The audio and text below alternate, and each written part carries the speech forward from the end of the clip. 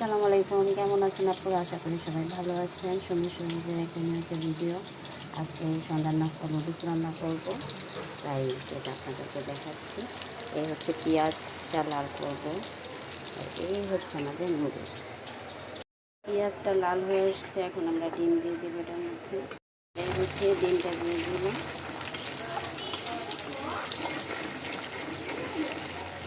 ডিমটা হয়ে আসছে, এটার মধ্যে এখন সিদ্ধ করা, আগের থেকে আমি সিদ্ধ করে সবজিগুলো রেখে দিয়েছিলাম, এটা এখন ঢেলে দিলাম। এই হচ্ছে সবজি, দিয়ে ভালো করে নাড়াচাড়া দিয়ে ভালো করে তেল উঠাবো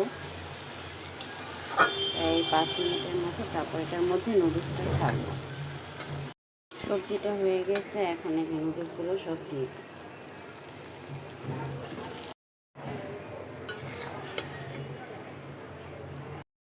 রান্না শেষ।